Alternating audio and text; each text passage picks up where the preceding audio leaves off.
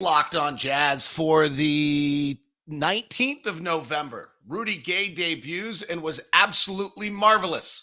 We'll break down what he brings to the Utah Jazz. A single play with Joe Ingles that's so encouraging.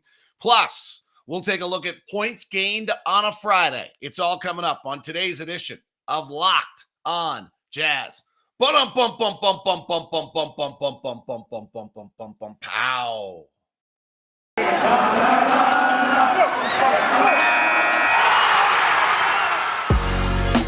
You are Locked On Jazz, your daily podcast on the Utah Jazz. Part of the Locked On Podcast Network, your team every day. Hi, how are you? I'm David Locke, radio voice of the Utah Jazz, Jazz NBA insider. This is Locked On Jazz, your daily podcast on the Utah Jazz, giving you insight, expertise, geeky numbers, and hopefully making it way better to be a Jazz fan each and every day. Thanks so much for making Locked On Jazz your first listen of every single day. And remember, you can push the button right there. Well, where is it? Right there. And subscribe on YouTube. Also set the bell to be notified. Thanks very much for jumping in. New camera today. Further away from me, which is probably good at this age and at this stage of the morning and at this uncleansed level. We'll see what you guys think. Whether it works. It's the road camera. I can flip it around, do all that. Good morning to Hayden. Good morning to Jared. Good morning to everybody who jumps aboard. Bryce, we're looking for you. Where are you, my man? All right. Wow, that was pretty special. Rudy Gay debut. That was bona fide and big time. We'll do Rudy Gay, talk about the Jazz overall performance, and then we will do points gained on a Friday. For those of you new to points gained is our own offensive metric that we use to break down offensive players and how they're performing, and it sometimes gives us a pretty good look at what guys are doing in the league, including three guys that are frankly obliterating the NBA right now. So Rudy Gay is a great story. I thought what was more telling were two things that happened after the game. For those who missed it, Rudy Gay went 5 of 6 from deep, 6 of 7 from the field. He had 20 points. Looked like he played for the Jazz forever. Quinn Snyder was in his house in Austin, Texas 4 years ago, trying to recruit him before he went to San Antonio, trying to get him then, didn't get him then. Quinn calls it basically a home visit at the time, almost a recruiting visit. They got along beautifully, but he decided to go to San Antonio. And now 4 years later, at 35 years old, Rudy Gay has returned to Utah. Rudy Gay, there's two interesting things. Rudy Gay posted an Instagram picture, and it had him in surgery, and he wrote 6 months ago. So Rudy Gay had surgery, I can do the math, 6 minus 11 in May. So it's been a long, serious, significant road back. It's not the 12 months he's dealt with on the Achilles tendon in the past, but it's significant. And Gay said after the game, I'm going to be honest, this is one of the toughest off seasons and start to a season I've ever been a part of. I'm 35 years old, coming off of foot surgery, basically had to teach myself how to walk again. You've got to be a little crazy. You've got to be a little different. And I'm a little different. I mean, that's a love for the game that you have to have at this point, a desire to be a part of something in the locker room with the guys, competing on a nightly basis, cherishing the opportunity that you have to be able to play at this level. There's a lot of guys that can't do it. There's a lot of guys who can't have averaged 20 points a game, been the man, and then come into this role where you're going to play. Well, if he plays like last night, he's going to play 25, 30 minutes a night, and other guys just aren't going to play. But we'll see. He ends up playing, 20 to 25 minutes a night in some role on this roster as a role player, not as the man. Now, in his 16 years, he's only been on 4 winning teams. So this is new for him, and it's a new experience. He went to San Antonio to get it and then didn't get it. So this may make it a little bit extra special for him to be able to be a part of this and hopefully to win the way this team is expected to win and get going. So it was awesome. The shot making is terrific. It's unlikely to continue, right? We don't actually think that he's going to shoot 6 of 8 from, or what was it? 7 of 8 from the field and 5 of 6 from 3. 5 rebounds, though, 2 assists in 18 minutes. And he moved the basketball. And he said it afterwards. The thing I did well tonight is I didn't hold the ball.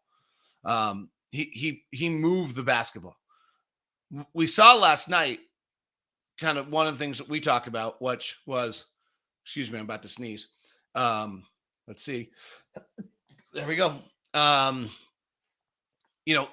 This team has a lot of shots, and you're going to get a lot of possessions that are allocated, and it's well over the 80 shots and 85, 90 offensive possessions you're going to get in a night. Last night, we looked at 80 shots because we turned it over 23 times. But last night, you saw just a balance: 13 shots from Donovan, 12 from Jordan, 9 from Bojan, 8 from Royce, 8 from Ingles, 8 from Gay, 7 from Gobert, 5 for Whiteside, and only 4 from Mike Conley. This is going to be, with Rudy Gay as an offensive player, this is going to be a little bit of an up and down thing for this team. This is not going to be easy. It was beautiful in night one, but this is not going to be easy. There are not enough possessions to go around. I asked Joe Ingles about it yesterday, and the first comment he made was, it's hard. And it is hard on these guys. And you're going to see players ebb and flow from it. Mike Conley was incredible last night. He played a brilliant game. He also only took 4 shots. That's not great. And so you have to suddenly go through the game log and say, well, he needs another 8 shots. Where are they coming from?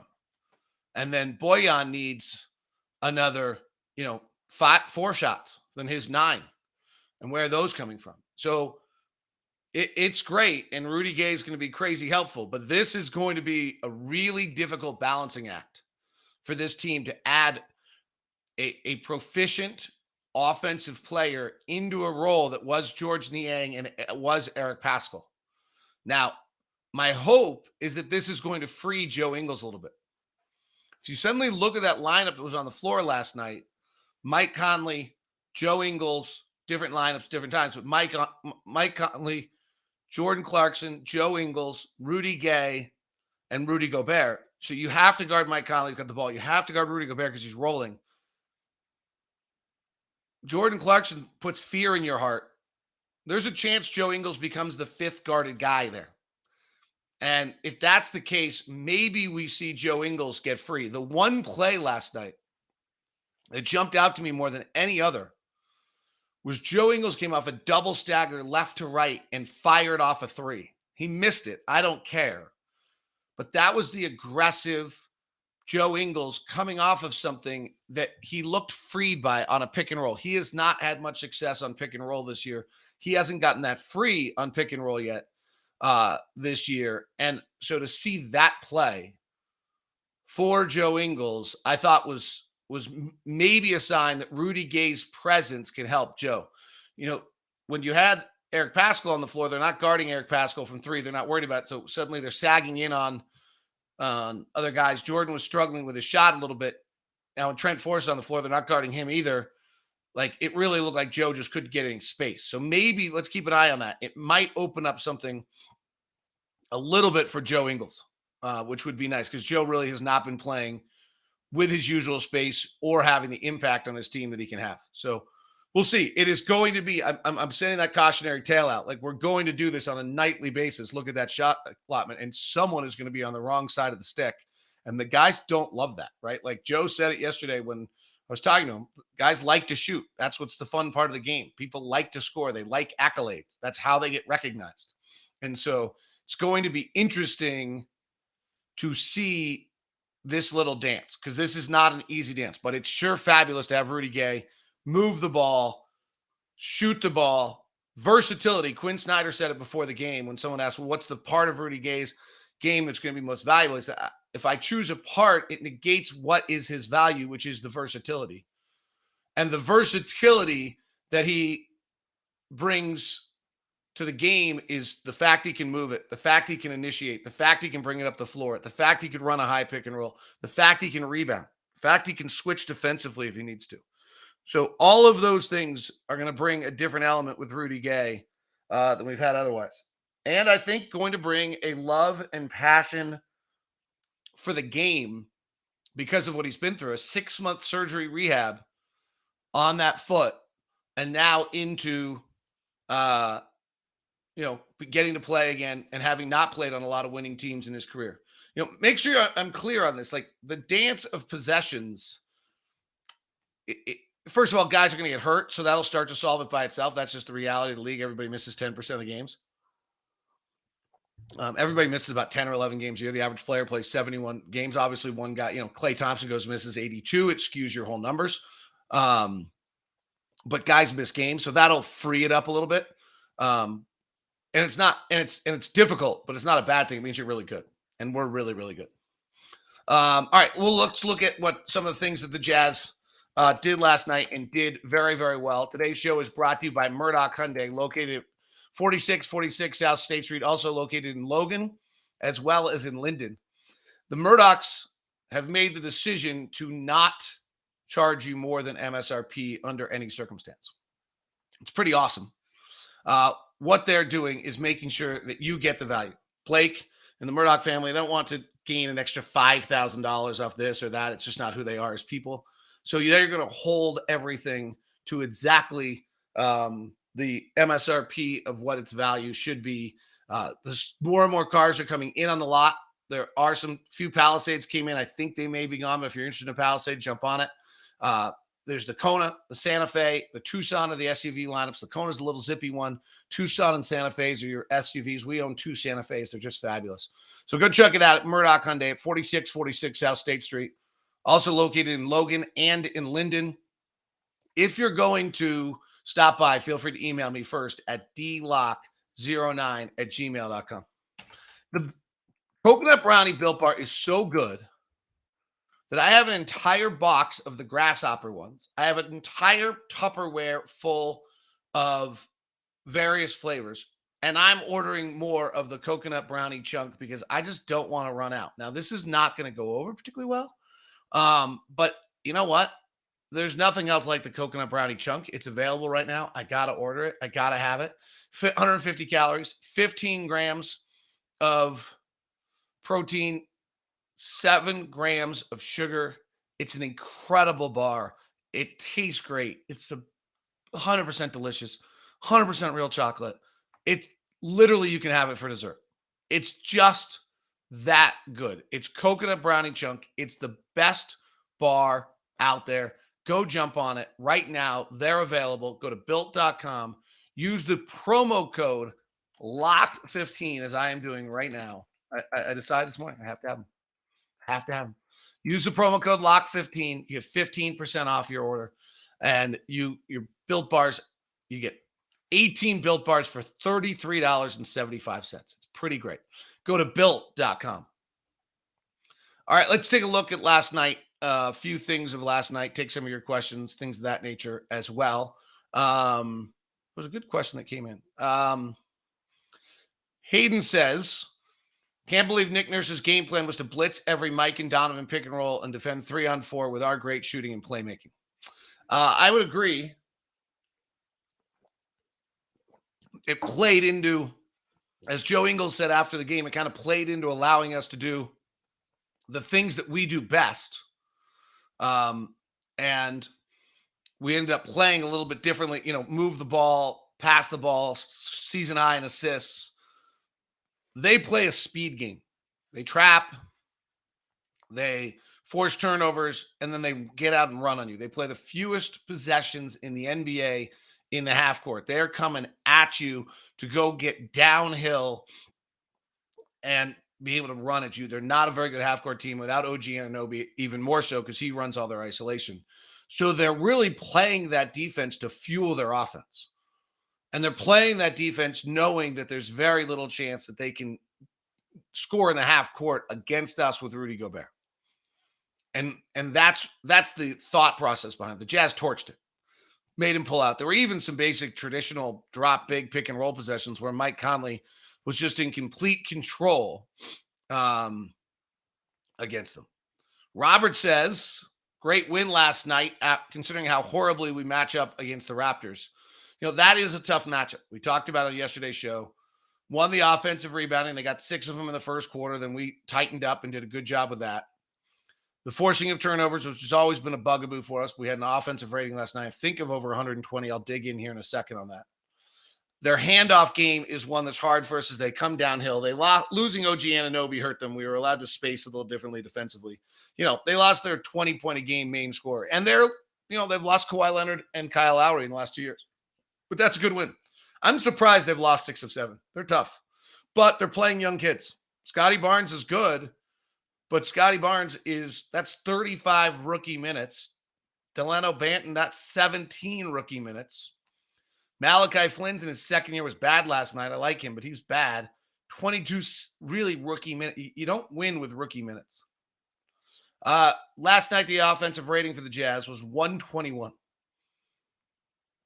Their defensive rating was a 105. With Rudy Gobert on the floor last night, the defensive rating was an 86.7. Hassan Whiteside did not have a very good first half. Level of screen was an issue. His defensive rating was a 137 on the night. If we do our regular kind of run through the periods to see how the game played out. In the first quarter, our defensive rating was a 108, but they garnered 43% of the potential offensive rebounds. So that was the issue for us was we didn't grab the offensive rebound. So we were playing pretty well defensively. They couldn't score in the half court. They were getting offensive rebounds. Once we eliminated that, they really couldn't score on us very well. Second quarter was pure offense. The Raptors' second quarter was a 150 offensive rating. A 150. In the 3 minutes Whiteside was on the floor, they averaged 214. So that's when Van Vliet and Trent got going. We came out in the third quarter with a better understanding of what we're doing and held them to a 68 offensive rating in the third quarter. The third quarter is where we busted this game. This was back to the Jazz having halftime adjustments, number one third quarter team in the league. Defensive rating in the 8 minutes Rudy was on the floor was a 52.9. As the Jazz blew the game out in that third quarter. And the Raptors' offensive rebounding rate was down to 26.7. Right about league average, low for them. They're at 34%. In the fourth quarter, we did it again. Defensive rating was down under 100 at 96. It was 67 with Rudy on the floor for his 4.5 minutes. This is how we win games, right? We have 1 or 2 quarters in which our defensive rebounding rate is below 100, and we shoot the ball fairly well. And last night, we shot the ball great. We got back to being the shooting team that we are, finished the night on 19 of 46 from three, taking 46 of 80 shots. The shot charts last night are incredible.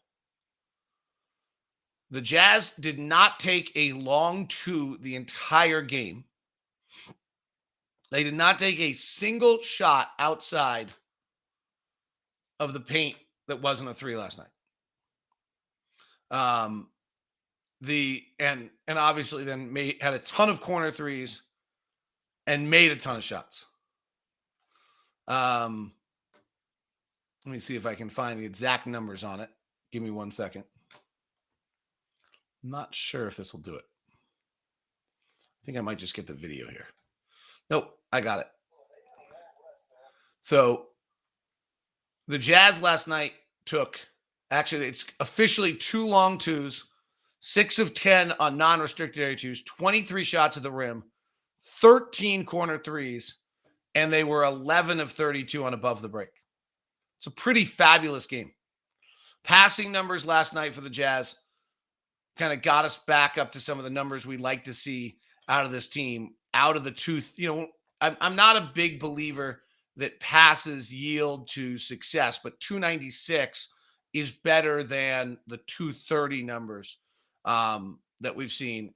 And, the other one is transition. We had 8 transition threes against Philadelphia. We had 6 transition threes last night. We have got to get out and get those possessions. They had 7 transition threes against us last night, so that's a lot. The other one is that we're generally doing better and better job on switching defenses, though they played kind of everything but switching defense last night. And we saw the other beautiful thing last night, if I just keep kind of running little tidbits at you from last night, was that Joe Ingles and Rudy Gobert got their pick and roll game going a little bit. Interesting comment in the chat room. The Conley Clarkson Ingles, Niang, Gobert was our death lineup last year. I love Pascal, but his offensive liability in that lineup has not been good with him. The data shows really that when Trent Forrest and Pascal's on the floor together is when we struggle. But Rudy Gay certainly brings a different level to that. You're absolutely right.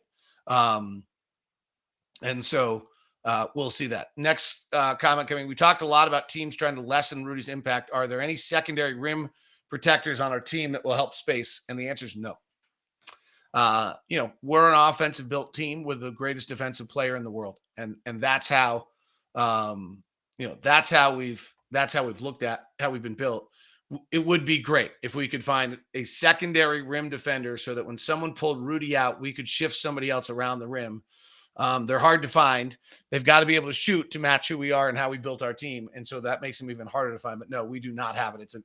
It's the defensive weakness on us. I mean, if you listen to Kevin Pelton and Zach Lowe, gets right down to it, they're worried about us defensively. Interestingly enough, people are worried about us defensively that if you can negate Rudy, we don't have defensive players. And I think that's true. And I think that's where the worry is. I mean, I was talking to someone last night on my drive down to the game, and their comment was, if the Jazz start shooting it, they could be record-breaking offensively.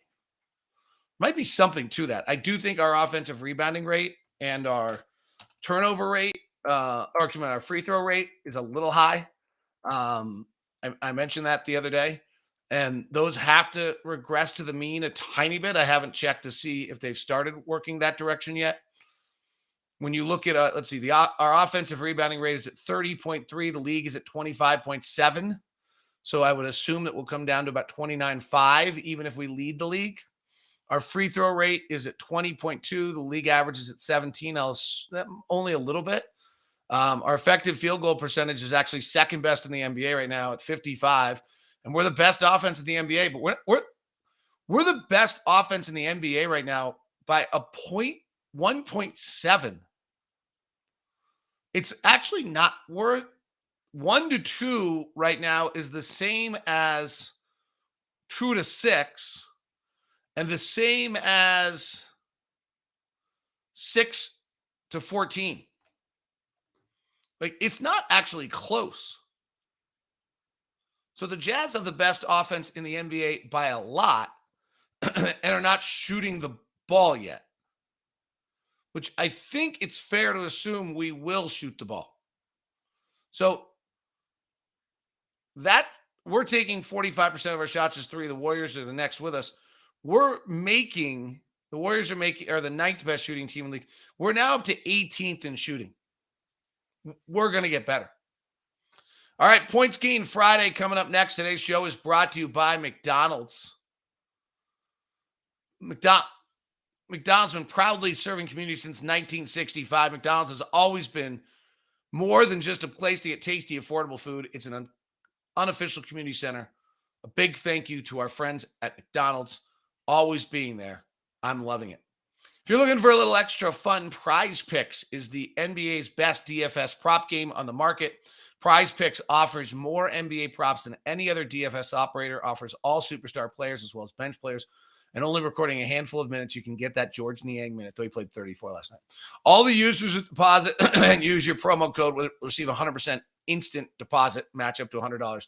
So be sure to use the promo code NBA. You pick 2 to 5 players and over under the projections, and you can win up to 10 times on any entry. It's just you versus the projected number. PrizePicks allows mixed sports entry. You can take the over on LeBron, the under on Mahomes.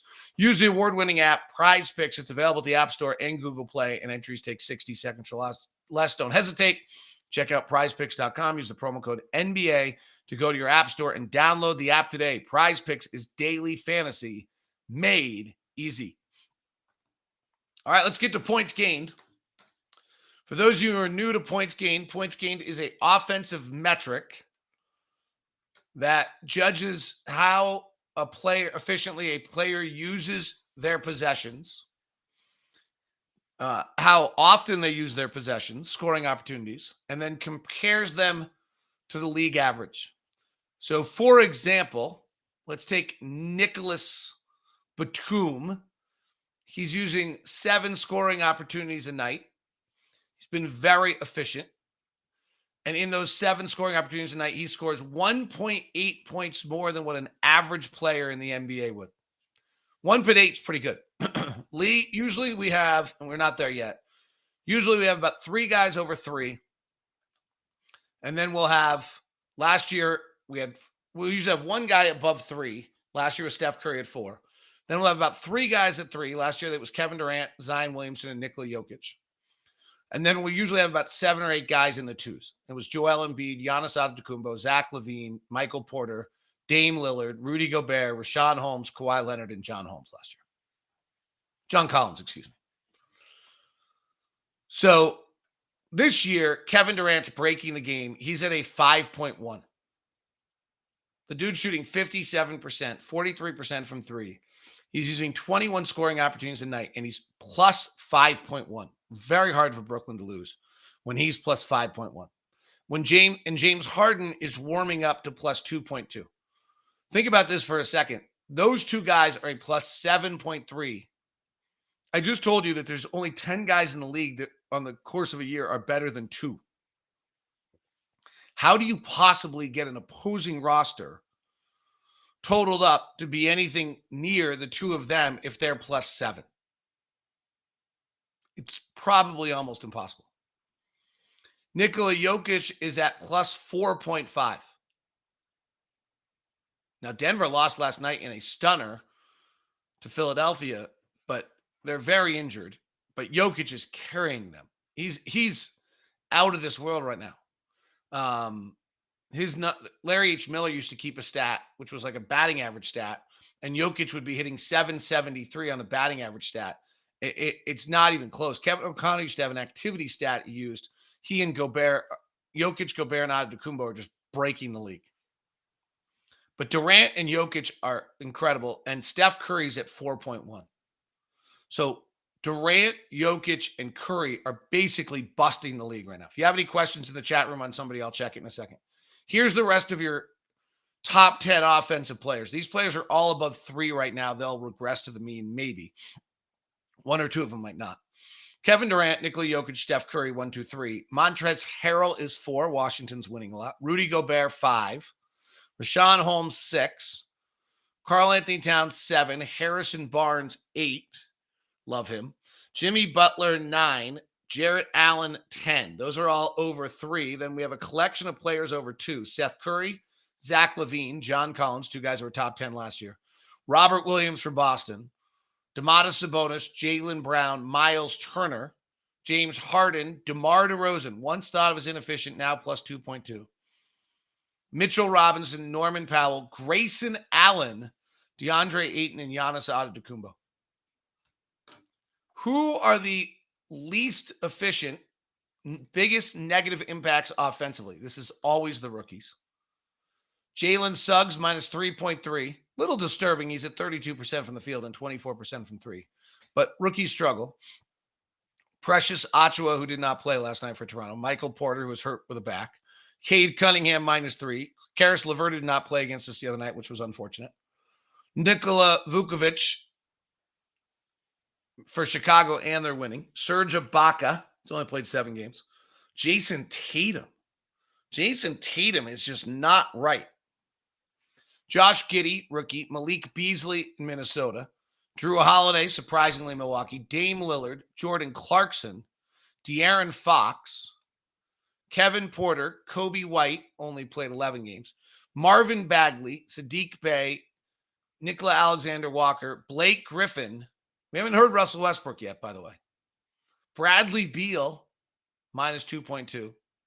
Terrence Davis. Theo Maledon. Terry Rozier. Kyra Lewis, still haven't heard Russell Westbrook. Isaac Okoro, Jalen Green, Daniel House, and then finally Russell Westbrook at minus 1.9. Westbrook's not as bad as he's being made out to be right now, which should actually bother the Laker fans a little bit. There's other problems with that roster. For the Utah Jazz, oh, my filters are gone. Let's filter. There we go. Oh, a sentence only said by a geek. Oh no, my filters are gone. Rudy Gobert, 3.5. Mike Conley, 1.7. Last night's game's not in here, by the way. Bojan Bogdanovic, 1.5. Hassan Whiteside, 0.6. Joe Ingles, for all his struggles, is positive. 40% from three helps. Royce O'Neal, 0.4. Udoka Azubuike, 0.3. Pascal, 0.1. Trent Forrest, minus 0.1. Donovan, minus 0.1. Good for him to be average. And Jordan Clarkson, minus 2.4. So if we can get Jordan Clarkson back to average, which he wasn't quite last year, we suddenly qualify of what we had last year. Rudy Gay was negative last year, I believe. So Rudy Gay's got to stay positive, and Jordan Clarkson's got to work his way back to positive. And then this team has what you want, which is everyone offensively to be a positive player. Rudy Gay last year, a negative 0.8. So that'll be interesting to see whether or not he can be positive, because, clearly that's the idea. The concept here is wanting to get all of the players into the positive. So every time you move a possession around, you get a positive result from it. All right. That wraps us up. Hope points gained was interesting today. We'll see if those players continue to break the league. I think Karl-Anthony Towns will probably stay in that group. Thanks very much for tuning in. Tomorrow, Sacramento, late night. Utah, Oregon, we'll fire you up. Then go grab us, watch us, or listen to us. And Ron Boone and I will have postcasts for you after the game. Thanks very much. Have a great weekend. Talk